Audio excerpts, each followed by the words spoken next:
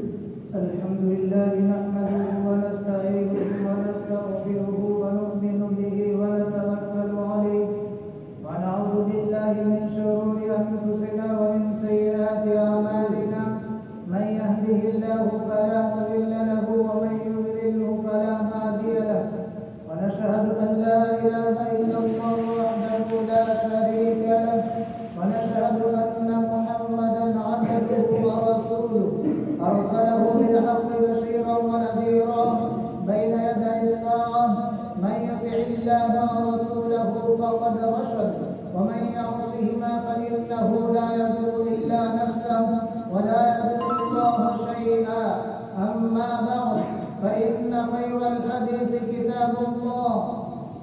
وخير الهدي هدي محمد وشر الأمور محدثاتها وكل بدعة ضلالة بارك الله لنا ولكم في القرآن العظيم ونفعنا وإياكم بالآيات والذكر الحكيم فاستغفروه إنه هو الغفور الرحيم.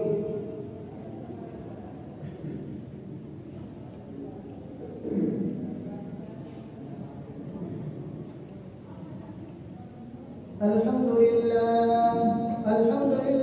نحمده ونستعينه ونستغفره ونؤمن به ونتوكل عليه ونعوذ بالله من شرور أنفسنا ومن سيئات أعمالنا من يهده الله فلا مضل له ومن يضلله فلا هادي له ونشهد أن لا إله إلا الله وحده لا شريك له ونشهد أن سيدنا وسندنا وحبيبنا ومولانا محمدا عبده ورسوله أرسله بالحق بشيرا ونذيرا بين يدي الساعة من يطع الله ورسوله فقد رشد ومن يعصهما فإنه لا يضر إلا نفسه ولا يضر الله شيئا. أعوذ بالله من الشيطان الرجيم. إن الله وملائكته يصلون على النبي يا أيها الذين آمنوا صلوا عليه وسلموا تسليما. اللهم صل على محمد عبدك ورسولك وصل على المؤمنين والمؤمنات والمسلمين والمسلمات.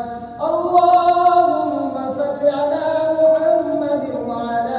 آل محمد وأنزله المقعد المقرب عندك يوم القيامة. اللهم اغفر لنا اللهم اغفر لنا اللهم اغفر لنا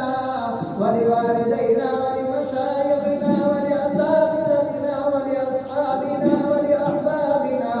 ولعشائرنا ولقبائلنا ولتلامذنا ولأولادنا ولأزواجنا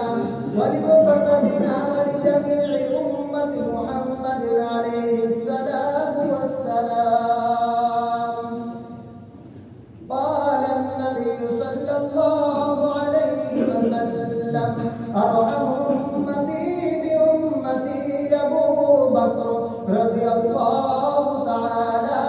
عنه وأشدهم في عمل الله عمر رضي الله تعالى عنه وأصدقهم حياء عثمان رضي الله تعالى عنه وأرضاهم علي رضي الله تعالى عنه وفاطمة رضي الله تعالى عنها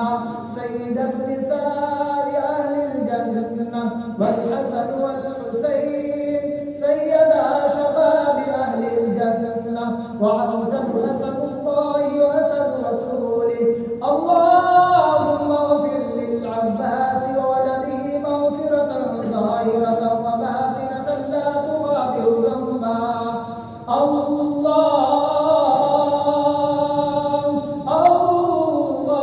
الله في أصحابي لا تتخذوهم غرضا من بعدي فمن أحبهم فبحبه أحبهم ومن أبى أبغضهم فببغضي أبغضهم وخير أمتي قرني ثم الذين يلونهم ثم الذين يلونهم عباد الله